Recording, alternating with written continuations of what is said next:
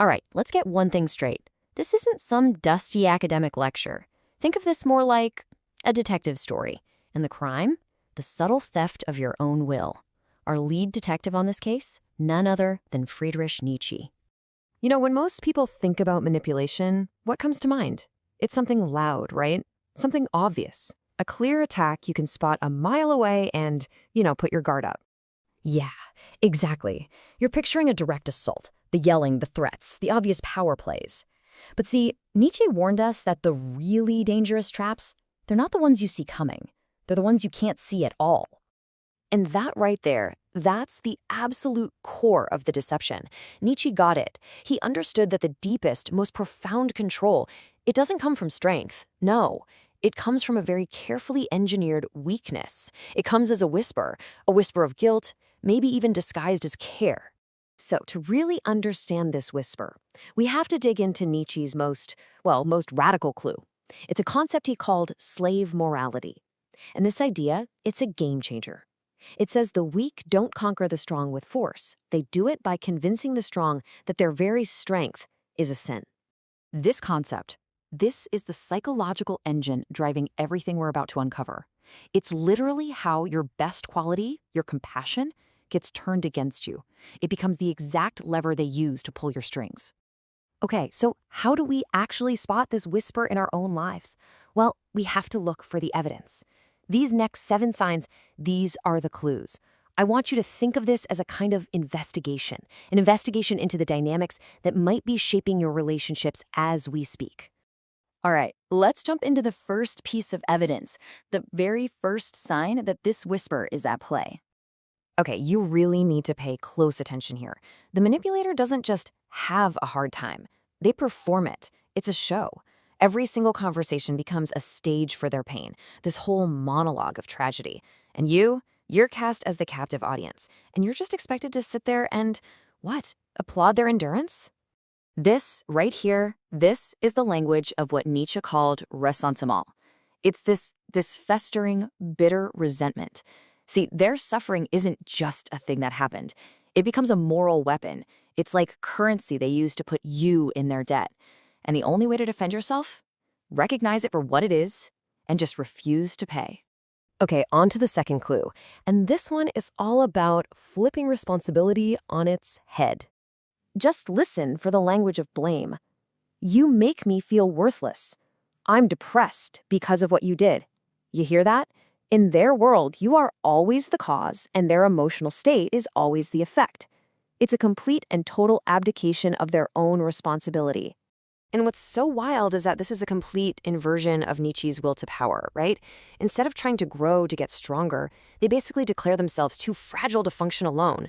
And poof, you become their emotional scaffolding. The defense is, well, it's simple, but it's not easy. You have to reclaim that boundary. Their inner world is not your job to manage. All right, now we get to the third sign. And this one might just be the most poisonous of all. You know, Nietzsche absolutely hated pity. He saw it as toxic. Why? Because it completely flips the natural order of things. It makes the weak feel powerful, and it makes the strong feel guilty just for being strong. So what do? They engineer these little pity traps to make you feel obligated. So when you hear that line, you have to understand something crucial. They are not asking for your respect. They are demanding that you be in their debt. And here's the key. The counter move isn't to be cruel, not at all. It's to replace your pity with respect, a genuine respect for their ability to handle their own problems. Moving on to sign number 4. This is where the manipulator basically becomes the unreliable narrator of your own life. Yeah, you probably know this by its modern name, gaslighting. I never said that. You're remembering it all wrong. Nietzsche was all over this. He argued that whoever controls the story of the past controls the reality of the present. And by constantly rewriting history, they make you doubt your own mind, your own perception of reality.